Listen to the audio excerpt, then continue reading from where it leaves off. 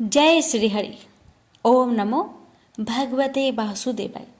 प्यारे भक्तों, आज के वीडियो में आप सभी जानेंगे साल 2024 में इंदिरा एकादशी कब है, जाने महत्व, पूजन विधि, व्रत पारण का शुभ मुहूर्त और श्रवण करेंगे कथा। हिंदू धर्म में एकादशी व्रत का विशेष महत्व है। एकादशी व्रत को शुभ फल प्रदान करने वाला व्रत माना गया है। एकादशी का व्रत भगवान विष्णु को समर्पित है। साल में कुल 24 एकादशी व्रत रखे जाते हैं। हर एकादशी व्रत का महत्व अलग अलग होता है। आश्विन मास के कृष्णा पक्ष की एकादशी को इंदिरा एकादशी कहा जाता है।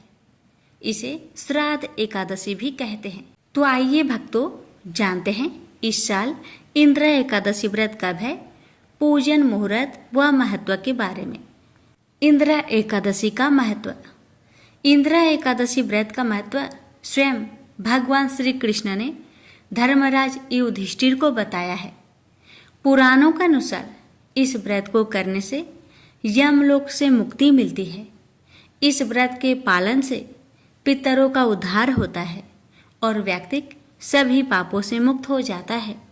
इस साल इंदिरा एकादशी का व्रत 28 सितंबर 2024 दिन शनिवार को रखा जाएगा। दृक पंचांग के अनुसार एकादशी के दिन पूजन व शुभ मुहूर्त सुबह 4:36 से सुबह 5:24 तक रहेगा। अभिजीत मुहूर्त सुबह 11:47 से दोपहर 12:24 तक रहेगा। इंदिरा एकादशी के दिन राहु काल का समय सुबह 9:11 से सुबह 10:41 तक रहेगा।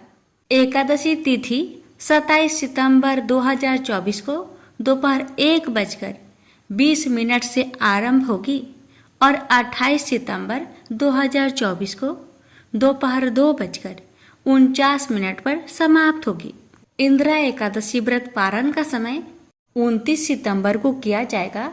व्रत पारण का शुभ मुहूर्त सुबह 6:12 से सुबह 8:35 तक रहेगा। प्यारे भक्तों, अब जानिए एकादशी व्रत में क्या खाया जाता है।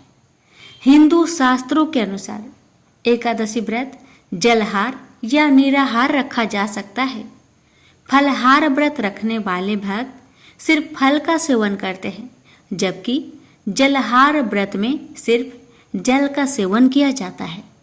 अब आइए श्रवण करते हैं इंदिरा एकादशी की व्रत कथा।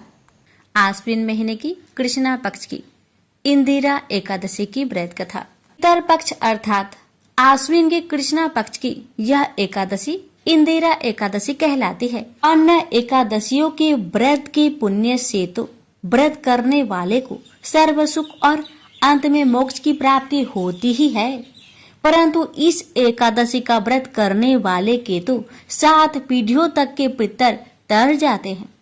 इंदिरा एकादशी का व्रत करने वाला स्वयं तो मोक्ष प्राप्त करता ही है, वह अपने सभी पितरों का उद्धार करके उन्हें भी दिव्य लोकों में प्रवेश का अधिकारी बना देता है। इस एकादशी को भगवान शालिग्राम की पूजा की जाती है और पूजा तथा प्रसाद में तुलसी दलों अर्थात तुलसी की पत्तियों का प्रयोग अनिवार्य रूप से किया जाता है। श्री युधिष्ठिर बोले कि हे भगवान, अब आप कृपा पूर्वक आश्विन मास की कृष्णा पक्ष की एकादशी की कथा को कहिए। इस एकादशी का नाम क्या है तथा इस एकादशी के व्रत करने से कौन कौन फल मिलते हैं, सो सब समझाकर कहिए। इस पर श्री कृष्ण भगवान बोले कि हे राजन, आश्विन मास के कृष्णा पक्ष की एकादशी का नाम इंदिरा है। इस एकादशी के व्रत करने से नरक में गए हुए पितरों का उद्धार हो जाता है। हे राजन, इस एकादशी की कथा के सुनने मात्र से ही वाजपेयी यज्ञ का फल मिलता है। प्राचीन सतयुग में महिष्मती नाम की नगरी में इंद्रसेन नाम का एक प्रतापी राजा राज्य करता था। वह पुत्र पौत्र, धन्य धान्य आदि से पूर्ण और सदैव शत्रुओं का नाश करने वाला था। एक समय जबकि राजा अपनी राजसभा में सुखपूर्वक बैठा था, महर्षि नारद आकाश मार्ग से उतरकर वहां आए। नारद जी को देखकर राजा आसन से उठा और अर्घ्य आदि से उनकी पूजा करके आसन दिया। महर्षि नारद बोले कि हे राजन, आपके राज्य में सब कुशल है। मैं आपकी धर्म परायणता देखकर अत्यंत प्रसन्न हूँ। तब राजा बोला, हे महर्षि, आपकी कृपा से मेरे राज्य में सब कुशल पूर्वक है तथा आपकी कृपा से मेरे समस्त यज्ञ कर्म आदि सफल हो गए हैं। हे देव, अब आपकी क्या आज्ञा है? इस पर नारद जी बोले कि हे राजन, मुझे एक महान आश्चर्य हो रहा है कि एक समय जब मैं ब्रह्मलोक से यमलोक को गया था, उस समय यमराज की सभा के मध्य में तुम्हारे पिता को बैठे देखा। तुम्हारे पिता महान ज्ञानी, दानी तथा धर्मात्मा थे। वह एकादशी के व्रत के बिगड़ जाने से यमलोक को गए हैं। तुम्हारी पिता ने मुझसे तुम्हारे लिए एक समाचार भेजा है कि आप मेरे पुत्र के पास जाए। मेरे पुत्र का नाम इंद्रसेन है, जो कि महिष्मती नाम की नगरी में राज्य करता है। मुझे किसी पूर्व जन्म के बुरे कर्म के कारण ही यह लोक मिला है। यदि मेरा पुत्र इंद्रसेन आश्विन मास के कृष्णा पक्ष की इंदिरा एकादशी का व्रत करे और उस व्रत को मुझे दे दे तो मेरी मुक्ति हो जाए, इस लोक से छूटकर स्वर्ग लोक में वास करूं। तब राजा ने महर्षि नारद जी से ऐसे पिता के दुख पूर्वक वाक्य को सुना तो उसे महान दुख हुआ और इंदिरा एकादशी के व्रत की विधि पूछने लगा कि हे नारद जी, अब आप मुझे इस एकादशी की व्रत विधि बतलाइए। इस पर नारद जी बोले कि हे राजन, आश्विन मास की कृष्णा पक्ष की 10वीं के दिन प्रातःकाल श्रद्धा सहित स्नान करना चाहिए। इसके पश्चात दोपहर को भी स्नान करना चाहिए। उस समय जल से निकलकर श्रद्धा पूर्वक पितरों का श्राद्ध करे और उस दिन एक समय भोजन करे और रात्रि को पृथ्वी पर शयन करे। इसके दूसरे दिन अर्थात एकादशी के दिन प्रातःकाल दातुन करे और स्नान करे। उसके पश्चात भक्ति पूर्वक व्रत को धारण करे और कहना चाहिए कि मैं आज निराहार रहूंगा और समस्त भोगों को त्याग दूंगा। इसके पश्चात कल भोजन करूंगा। हे भगवान, आप मेरी रक्षा करने वाले हैं, आप मेरे व्रत को निभाइए। इस प्रकार आचरण करके दोपहर को शालिग्राम जी की मूर्ति को स्थापित करे और उत्तम ब्राह्मण को बुलाकर भोजन करवाए और दक्षिणा दे। भोजन में से कुछ हिस्से को गौ को दे और विष्णु भगवान की धूप दीप नैवेद्य आदि से पूजा करे और रात्रि को जागरण करे। इसके उपरांत द्वादशी के दिन मौन होकर बंधु बांधवों सहित भोजन करे। हे राजन, यह इंदिरा एकादशी के व्रत की विधि है। हे राजन, यदि तुम आलस्य रहित होकर इस एकादशी के व्रत को करोगे तो तुम्हारे पिताजी अवश्य ही स्वर्ग में जाएंगे। महर्षि नारद राजा को सब उपदेश देकर अंतर्ध्यान हो गए। राजा ने इंदिरा एकादशी के आने पर उसका विधि पूर्वक व्रत किया। बंधु बांधवों सहित इस व्रत के करने से आकाश से पुष्पों की वर्षा हुई और राजा का पिता यमलोक से रथ पर चढ़कर स्वर्ग को गया। राजा इंद्रसेन भी इस एकादशी के व्रत के प्रभाव से इस लोक में सुख भोग कर अंत में स्वर्ग लोक को गए। श्री कृष्ण भगवान कहने लगे कि धर्मराज युधिष्ठिर, क्या मैंने तुम्हारे सामने इंदिरा एकादशी का महात्म्य वर्णन किया।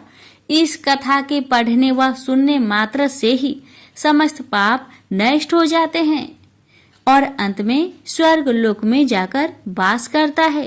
प्रेम से बोलिए जय श्री हरि। गजेंद्र मोक्ष की कथा तह की जो भी भक्त श्रद्धा पूर्वक प्रसन्नचित मन से इस कथा का श्रवण करता है उस व्यक्ति के सभी दुख संकट दूर हो जाते हैं और मानसिक तनाव से छुटकारा मिलता है। कहते हैं कि कथा को श्रवण करने से विष्णु भगवान प्रसन्न होते हैं और अपने भक्तों की हर मनोकामना पूर्ण करते हैं। इसलिए प्यारे भक्तगणों, विष्णु भगवान की ध्यान लगाकर प्रसन्नचित मन से कथा को पूरा अवश्य सुनिएगा और दूसरों के पास भी शेयर कीजिएगा। प्रेम से बोलिए लक्ष्मी नारायण की जय। अति प्राचीन काल की बात है। द्रविड़ देश में एक पांड्यवंशी राजा राज्य करते थे। उनका नाम था इंद्रधुम्न। वे भगवान की आराधना में ही अपना अधिक समय व्यतीत करते थे। यद्यपि उनके राज्य में सर्वत्र सुख शांति थी, प्रजा प्रत्येक रीति से संतुष्ट थी, तथापि राजा इंद्रधुम्न अपना समय राज्य कार्य में कम ही दे पाते थे। वे कहते थे कि भगवान विष्णु ही मेरे राज्य की व्यवस्था करते हैं, अतः वे अपने इष्ट परम प्रभु की उपासना में ही ददचित रहते थे। राजा इंद्रधुम्न के मन में आराध्य आराधना की लालसा उत्तरोत्तर बढ़ती ही गई। इस कारण वे राज्य का त्याग कर मलय पर्वत पर रहने लगे। उनका भेष तपस्वियों जैसा था। सिर के बाल बढ़कर जटा के रूप में हो गए थे। वे निरंतर परम ब्रह्मा परमात्मा की आराधना में तल्लीन रहते थे। उनके मन और प्राण भी श्री हरि के चरण कमलों में मधुकर बने रहते। इसके अतिरिक्त उन्हें जगत की कोई वस्तु नहीं सुहाती। उन्हें राज्य, कोष, प्रजा तथा पत्नी आदि किसी प्राणी या पदार्थ की स्मृति ही नहीं होती थी। एक बार की बात है, राजा इंद्रधुम्न प्रतिदिन की भांति स्नान आदि से निवृत्त होकर सर्वसमर्थ प्रभु की उपासना में तल्लीन थे। उन्हें ब्रह्मा जगत का तनिक भी ध्यान नहीं था। संयोग बस उसी समय महर्षि अगस्त्य अपने समस्त शिष्यों के साथ वहां पहुंच गए, लेकिन न पाद्य न अर्घ्य और न स्वागत। मौन व्रती राजा इंद्रधुम्न परम प्रभु के ध्यान में निमग्न थे। इससे महर्षि अगस्त्य कुपित हो गए। उन्होंने इंद्रधुम्न को श्राप दिया, इस राजा ने गुरुजनों से शिक्षा नहीं ग्रहण की है और अभिमान बस परोपकार से निवृत्त होकर मनमानी कर रहा है। ब्राह्मणों का अपमान करने वाला यह राजा हाथी के समान जड़ बुद्धि है, इसलिए इसे घोर अज्ञानमयी हाथी की योनि प्राप्त हो। महर्षि अगस्त्य भगवत दंभ इंद्रधुम्न को यह श्राप देकर चले गए। राजा इंद्रधुम्न ने इसे श्री भगवान का मंगलमय विधान समझकर प्रभु के चरणों में सिर रख दिया। क्षीरविद में 10 सहस्त्र योजन लंबा, चौड़ा और ऊंचा त्रिकूट नामक एक पर्वत था। वहां पर वैद्य अत्यंत सुंदर एवं श्रेष्ठ था। उस पर्वतराज त्रिकूट की तराई में ऋतुमान नामक भगवान वरुण का कीड़ा कानन था। उसके चारों ओर दिव्य वृक्ष सुशोभित थे। वे वृक्ष सदा पुष्पों और फूलों से लदे रहते थे। उसी कीड़ा कानन ऋतुमान के समय पर्वत श्रेष्ठ त्रिकूट के गहन मन में हाथियों के साथ एक अत्यंत शक्तिशाली और अमित पराक्रमी गजेंद्र रहता था। एक बार की बात है, गजेंद्र अपने साथियों सहित तृष्णाधिक्य से व्याकुल हो गया। वह कमल की गंध से सुगंधित वायु को सुनकर चिताक्षर विशाल सरोवर के तट पर जा पहुंचा।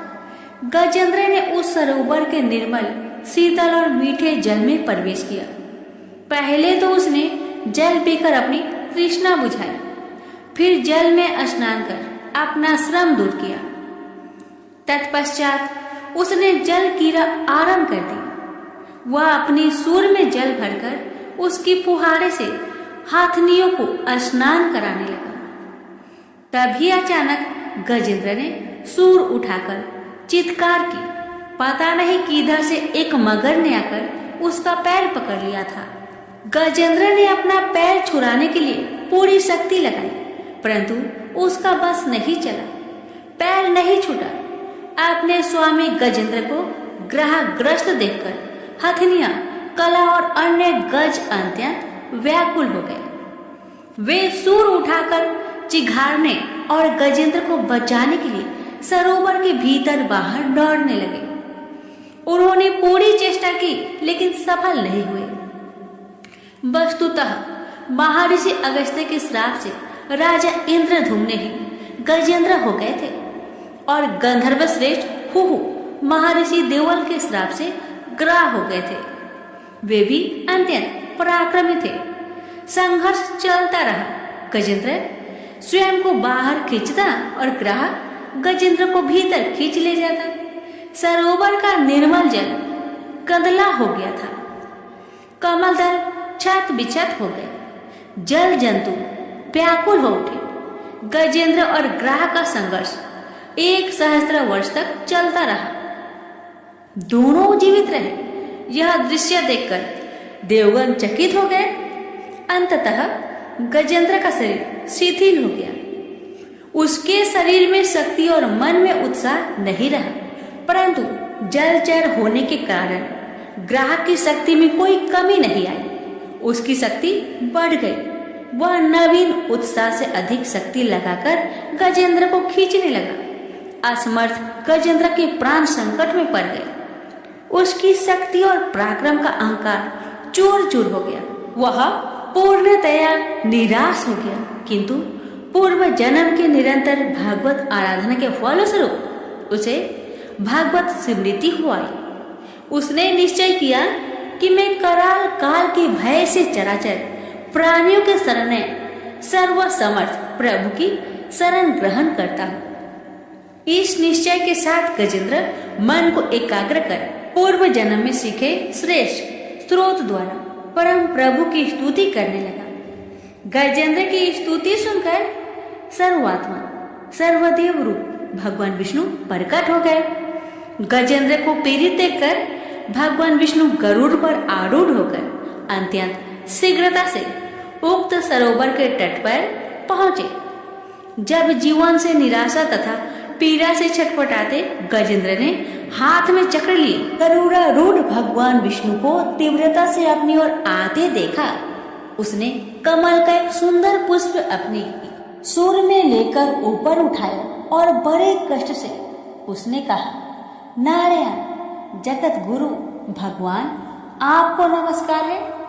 गजेंद्र को अत्यंत पीड़ित देखकर भगवान विष्णु गरुड़ की पीठ से कूद पड़े और गजेंद्र के साथ ग्राह को भी सरोवर से बाहर खींच लाए और तुरंत अपने तीक्ष्ण चक्र से ग्राह का मुख फाड़कर गजेंद्र को मुक्त कर दिया।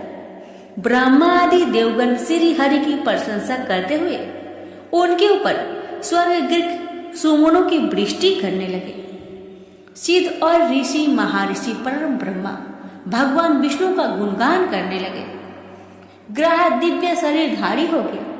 उसने विष्णु के चरणों में सिर रखकर प्रणाम किया और भगवान विष्णु के गुणों की प्रशंसा करने लगा। भगवान विष्णु के मंगलमय वरद हस्त के स्पर्श से पाप मुक्त होकर अभिशप्त हुहु गंधर्व ने प्रभु की परिक्रमा की और उनके त्रिलोक्य बंदित चरण कमलों में प्रणाम कर अपने लोक को चला गया। भगवान विष्णु ने गजेंद्र का उद्धार कर उसे अपना पार्षद बना लिया।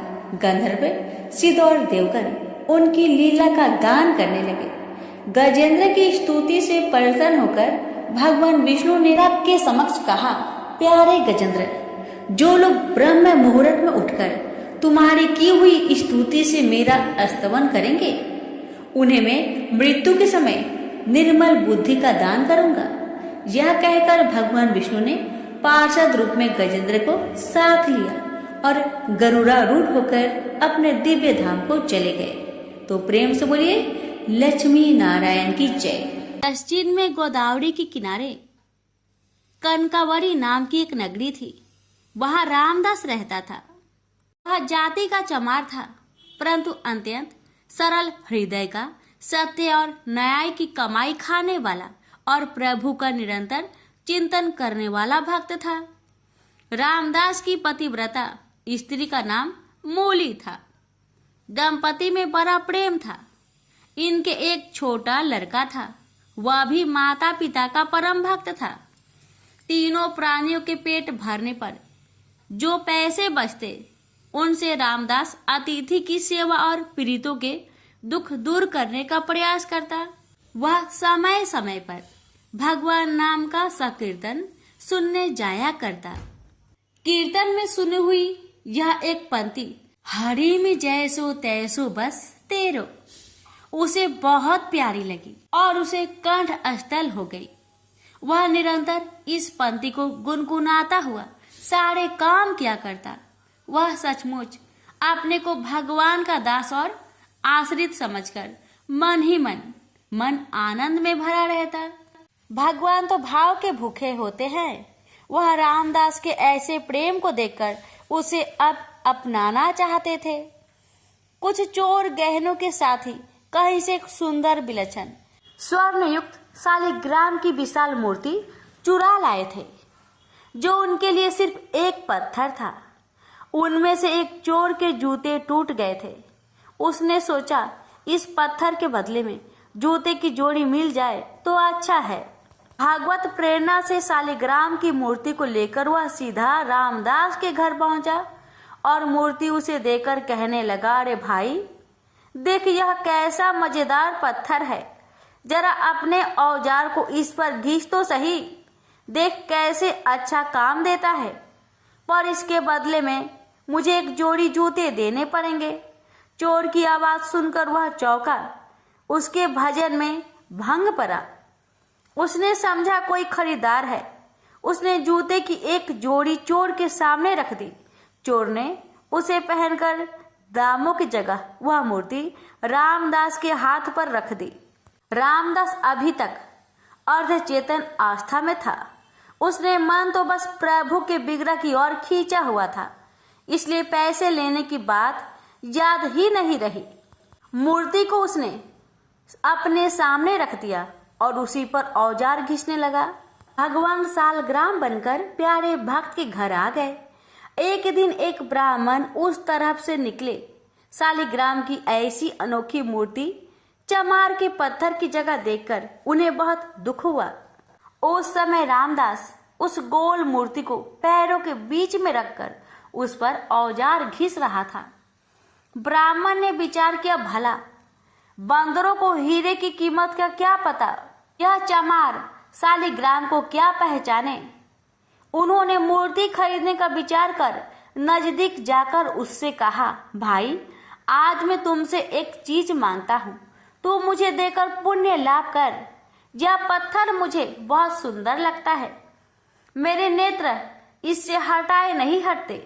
रामदास जी ने ब्राह्मण के इस दीन भाव को देखकर वह पत्थर ब्राह्मण को दे दिया। पंडित जी इस दुर्लभ मूर्ति को पाकर बड़े प्रसन्न हुए। वे उसे घर लाए। उन्होंने कुएं के जल से स्नान किया, फिर पवित्र स्वच्छ वस्त्र पहनकर शालिग्राम भगवान को पंचामृत से स्नान करा। सिंहासन पर पधार कर षोडश उपचार से उनकी पूजा की। पंडित जी की पूजा तो बड़ी विधि से करते थे, परंतु उनके हृदय में दिव्य गुण नहीं थे। उसमें लोभ, ईर्ष्या, कामना, भोग वासना, इंद्रिय सुख की लालसा, क्रोध, बैर आदि दुर्गुण भरे थे। रामदास अशिक्षित था, परंतु उसका हृदय बड़ा ही पवित्र था। उनके मन में लोभ इच्छा, भोग इच्छा, क्रोध और बैर आदि का नाम निशान भी नहीं था। भगवान शालग्राम ने विचार किया, आहा, जब वह परम श्रद्धा वह भक्ति पूर्वक गीत गोविंद गाता हुआ मेरी मूर्ति पर जल छोड़कर अपना औजार घिसता था, उस समय मुझे ऐसा लगता था मानो कोई परम भक्त मेरा शरीर पोंछ रहा है।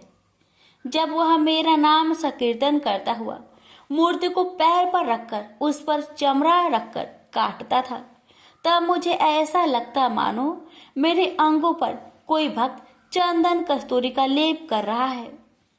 अवश्य ही उसको मेरे यथार्थ स्वरूप का ज्ञान नहीं है, परंतु उसने अपनी सरल विशुद्ध निस्वार्थ भक्ति से मुझे बस में कर लिया। मैं जैसा विशुद्ध और निस्वार्थ भक्ति से बस होता हूँ, वैसा दूसरे किसी साधन से नहीं होता। ब्राह्मण की पूजा सच्ची नहीं है, वह मेरा भक्त नहीं है, वह तो अपनी कामनाओं का भक्त है। यह विचार कर भगवान शालिग्राम ने पुनः रामदास के घर जाने का निश्चय किया और रात को स्वप्न में ब्राह्मण से कहा, तू मुझे रामदास के घर पहुंचा दो। ब्राह्मण सुबह ही रामदास के घर शालिग्राम की मूर्ति को लेकर पहुंच गया और उसने रामदास से कहा, रामदास, ये कोई साधारण पत्थर नहीं है, ये तो साक्षात भगवान ही हैं, तीनों लोकों के स्वामी हैं। अब तू बहुत प्रेम से इनकी पूजा करना। ब्राह्मण के वचन सुनकर रामदास की आंखें में आंसू आ गए और वह प्रेम विह्वल हो गया और भगवान से प्रार्थना करने लगा, प्रभु, मैं अति दीनहीन, अनजान, दुर्जन, पतित प्राणी हूँ। रात दिन चमड़ा घिसना ही मेरा काम है। मुझ में न सोच है न समझदार। मुझसे नीच जगत में और कौन होगा। ऐसे पतित पर भी प्रभु ने कृपा की। अब रामदास दिन और रात भगवान के प्रेम में कभी रोता और कभी हंसता तो कभी नाचता। अब तो उसे एक ही रट लग गई, नाथ, अब मुझे दर्शन दो। पहले तो मुझे पता ही नहीं था, पर आपने ही मेरे हृदय में ये आग लगाई है। मैंने तो ना पहचान कर आपकी मूर्ति का निरादर किया, पर आप मुझे नहीं भूले और ब्राह्मण के द्वारा अपना स्वरूप बताकर मेरे घर आ गए। यदि दर्शन नहीं देते थे तो ये सब क्यों किया? एक बार अपने सावड़े सलोने चांद से मुखड़े की झांकी दिखाकर मेरे मन को सदा के लिए चुरा लो। मेरे मोहन, करुणा की वर्षा कर दो इस कंगाल पर। एक बार दर्शन दो और मुझे कृतार्थ करो। भगवान भक्त वत्सल है, जो एकमात्र भगवान को ही अपना आश्रय मानकर उनसे प्रार्थना करता है तो उसकी प्रार्थना भगवान तत्काल सुनते हैं। उसके ऐसे दिव्य प्रेम को देखकर भगवान से रहा न गया। वे एक वृद्ध ब्राह्मण का रूप धरकर उसके घर आ गए। भगवान ने उसके घर आकर उसकी विरह वेदना को शांत नहीं किया, बल्कि उसकी विरह वेदना को पहले से भी और अधिक बढ़ा दिया और उससे कहा, अरे भाई, भगवान का दर्शन कोई मामूली बात थोड़ी ही है। बड़े बड़े देवता, योगी मुनि अंतकाल तक तप, ध्यान और समाधि करने पर भी जिनका दर्शन नहीं कर पाते, तो जैसे मनुष्य को उनके दर्शन कैसे हो सकते हैं? यह सुनकर रामदास की आंखों से झरझर आंसू बहने लगे। उसने कहा, हे देव, मैं क्या करूं? मुझसे रहा नहीं जाता और मेरा यह दृढ़ विश्वास है कि मेरे नाथ दीन बंधु हैं, दया के अपार सागर है। मुझे वे दर्शन देंगे और जरूर देंगे। पति कैसे ही रंग रूप का क्यों ना हो, पर पत्नी का पति में अटूट प्रेम होता है। ऐसे ही मैं अपने स्वामी के स्नेह को परख चुका हूँ। यूं कहते कहते रामदास का कंठ रुक गया। ऐसे दृढ़ विश्वास व अनन्य प्रेम को देखकर भगवान से बिल्कुल रहा न गया। वे अपने भक्त को अपने से मिलाकर एक करने के लिए छटपटाने लगे। अकस्मात अनंत कोटि सूर्यों का प्रकाश छा गया। रामदास की आंखें मूंद गई। उसने हृदय में देखा, भगवान मनमोहन, त्रिभंगी, लाल मुस्कुराते हुए मधुर मधुर मुरली बजा रहे हैं और कह रहे हैं, आ मेरे पास आ, कैसा सुंदर रूप है। वह आनंद सागर में डूब गया। अचानक आंखें खुली, देखता है सामने भी प्रभु का वही दिव्य सच्चिदानंद घन विग्रह विराजमान है। रामदास के आनंद का परवार नहीं रहा। उसकी सारी व्याकुलता सदा के लिए मिट गई। भगवान ने उसे अपने में समा लिया और उसने प्रभु के दिव्य धाम में जाकर नित्य पार्षद का शरीर ग्रहण किया। प्रेम से बोलिए, हरे कृष्णा कृष्ण कृष्ण हरे हरे, हरे राम राम राम राम राम हरे हरे। कथा को शेयर अवश्य कीजिए। भगवान आपकी मनोकामना को पूर्ण करेंगे। तुलसी माता और गणेश भगवान की कथा। भगवान श्री गणेश को तुलसी नहीं चढ़ती। इसके पीछे पुराणों में एक रोचक कथा मिलती है। एक समय में धर्मात्मज नाम के राजा हुआ करते। उनकी कन्या तुलसी यौन अवस्था में थी। अपने विवाह की इच्छा लेकर तीर्थ यात्रा पर निकल पड़ी। उन्होंने कई जगह की यात्रा की। एक स्थान पर उन्हें तरुणावस्था में भगवान श्री गणेश को तपस्या में लीन देखा। भगवान गणेश का रूप अत्यंत मोहक और आकर्षक था। तुलसी भगवान गणेश के इस रूप पर मोहित हो गई और अपने विवाह का प्रस्ताव उनके समक्ष रखने के लिए उनका ध्यान भंग कर दिया। भगवान गणेश ने स्वयं को ब्रह्मचारी बताते हुए तुलसी का विवाह प्रस्ताव ठुकरा दिया। तुलसी को भगवान गणेश के इस रूखे व्यवहार और अपना विवाह प्रस्ताव ठुकराए जाने से बहुत दुख हुआ और उन्होंने आवेश में आकर भगवान गणेश को 2 विवाह होने की श्राप दे दिया। इस पर श्री गणेश ने भी तुलसी को असुर से विवाह होने का श्राप दे डाला। बाद में तुलसी को अपनी भूल का एहसास हुआ और भगवान गणेश से क्षमा मांगी। ना तुम्हारा श्राप खाली जाएगा ना मेरा। मैं रिद्धि और सिद्धि का पति बनूंगा और तुम्हारा भी विवाह राक्षस जलांधर से अवश्य होगा। लेकिन अंत में तुम भगवान विष्णु और श्री कृष्ण की प्रिया बनोगी और कलयुग में भगवान विष्णु के साथ तुम्हें पौधे के रूप में पूजा जाएगा। लेकिन मेरी पूजा में तुलसी का प्रयोग नहीं किया जाएगा। प्रेम से बोलिए तुलसी माता की जय, गणेश भगवान की जय।